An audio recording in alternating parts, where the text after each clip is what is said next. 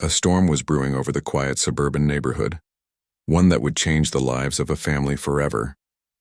In a world where rules were rigid and appearances mattered more than empathy, a single act of cruelty would ignite chaos.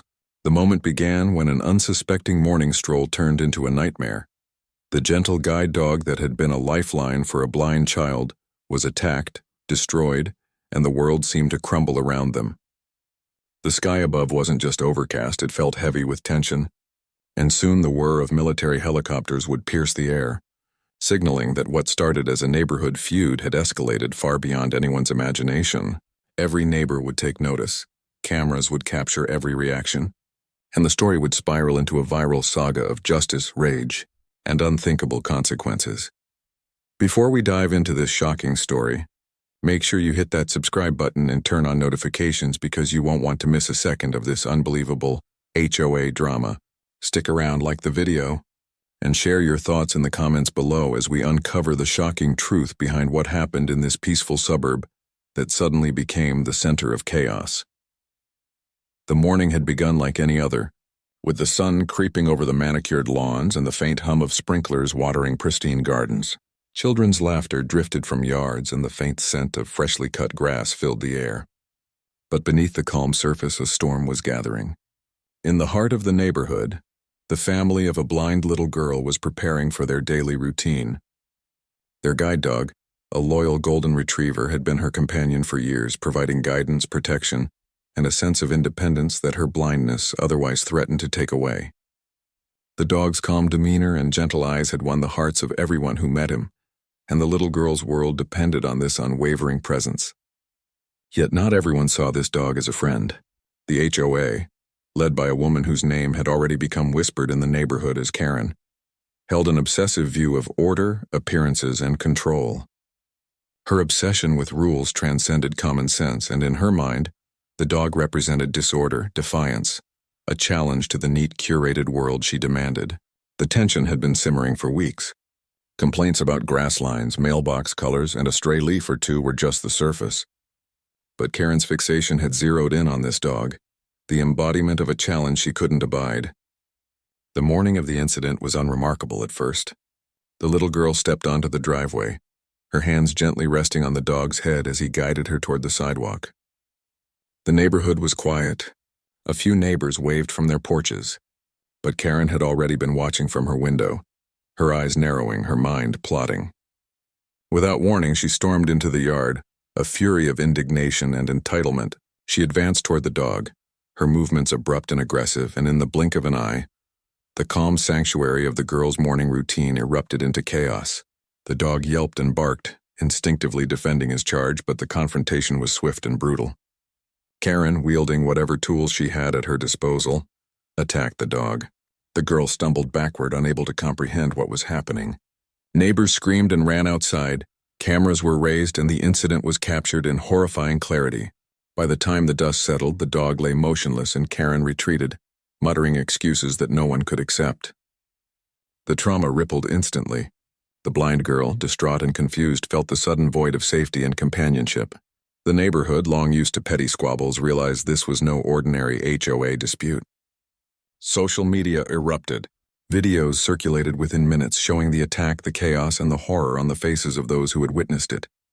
The story went viral within hours, reaching national news outlets, animal rights groups, and even military circles. Due to the local significance of the family, helicopters began circling above, a sign that the situation had escalated to a level no one anticipated. The once peaceful street became a scene of tension, fear and anger as authorities, investigators, and even military personnel arrived to secure the area and provide protection for the traumatized family. As the family struggled to process the attack, the neighborhood's calm facade shattered completely. People who had once waved politely at each other now whispered accusations, shared rumors, and took sides in a dispute that had spiraled far beyond a simple HOA complaint. Local news trucks arrived, and journalists combed the area for footage, interviewing witnesses whose perspectives painted a chaotic mosaic of fear, anger, and disbelief.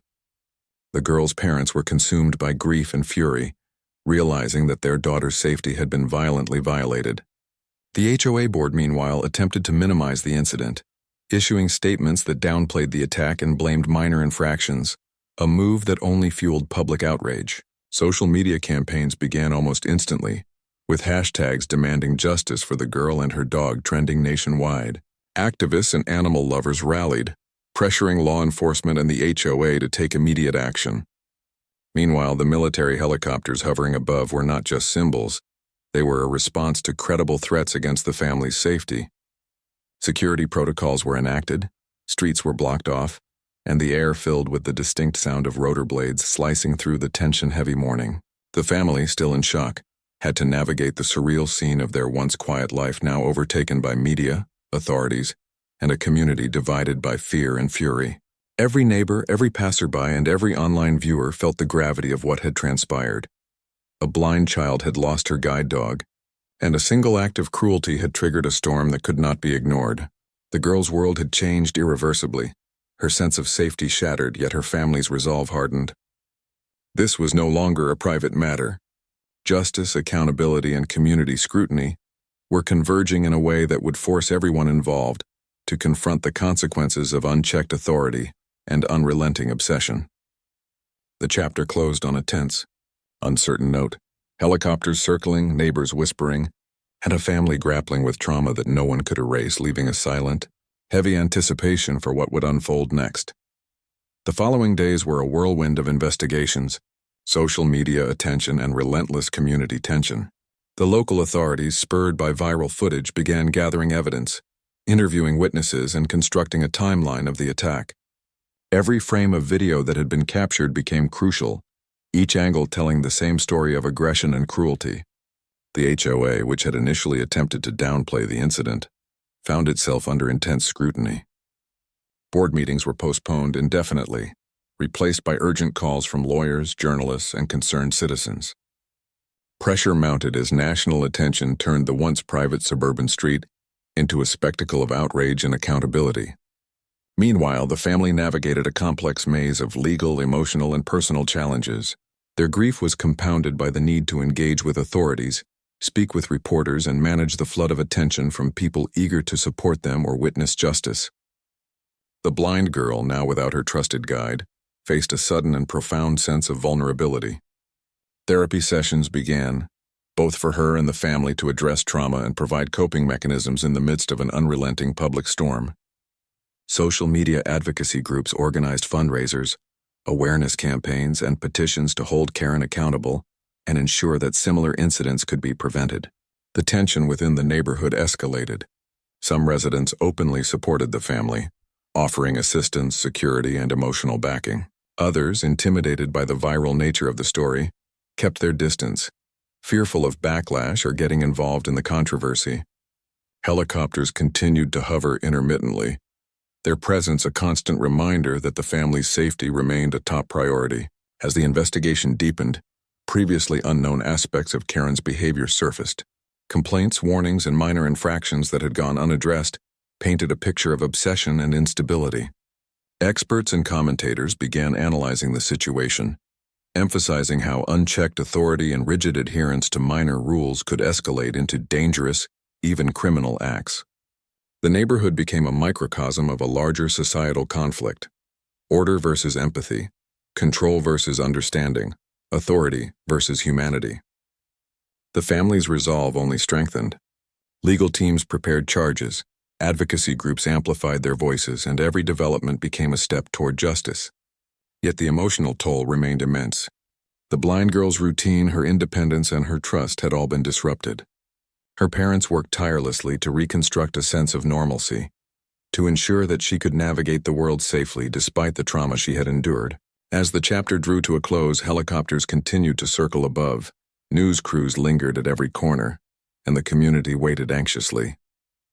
The stage was set for a confrontation, one that would not just define the consequences for a single individual, but also resonate as a cautionary tale about power, responsibility, and the limits of control in a neighborhood once thought to be idyllic.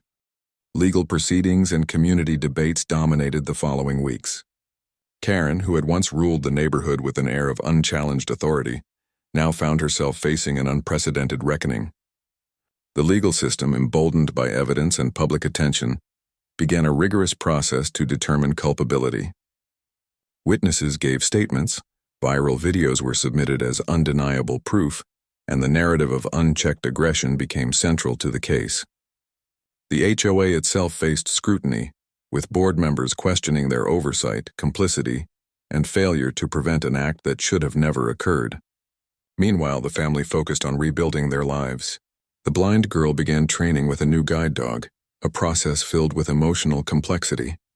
The bond she had shared with her previous companion could never be replaced, yet she slowly learned to trust again, guided by resilience, love, and determination.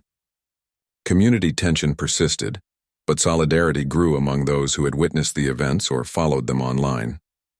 Petitions, rallies, and community meetings reinforced the message that cruelty and abuse could not be tolerated under any guise of authority. Public figures, animal rights advocates, and legal experts weighed in, amplifying the conversation and placing further pressure on local institutions to act decisively. The helicopters, once symbols of immediate response, gradually became icons of accountability and vigilance. They reminded everyone of the serious consequences when personal vendettas escalate beyond control. As the trial approached, emotional testimonies, expert analyses, and public sentiment converged to create a highly charged environment. The narrative of justice, empathy, and communal responsibility unfolded in real time, capturing the attention of a national audience and cementing the story as one of the most shocking and impactful HOA-related incidents in recent memory. As this chapter concluded, the neighborhood had irrevocably changed. Trust had been broken, vigilance had increased, and the echoes of a single violent act resonated through every street, lawn, and porch. Yet through the chaos and grief, the family's courage and the community's growing commitment to justice set the stage for resolution, accountability, and the ultimate reckoning that would follow in the next chapter. In the climactic resolution, justice finally began to assert itself. Karen, confronted with irrefutable evidence, witness testimonies, and public outrage, faced both legal and social consequences. Her actions, once dismissed as mere eccentricity or obsession, were recognized as deliberate and harmful, resulting in penalties that reflected the severity of her attack.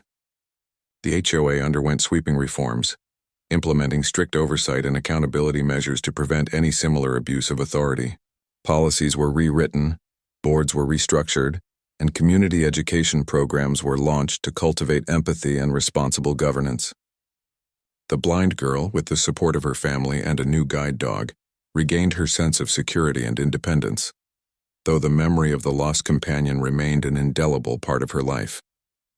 Media coverage highlighted the courage of the family, the flaws in the HOA system, and the broader societal lessons about vigilance, accountability, and the consequences of unchecked power.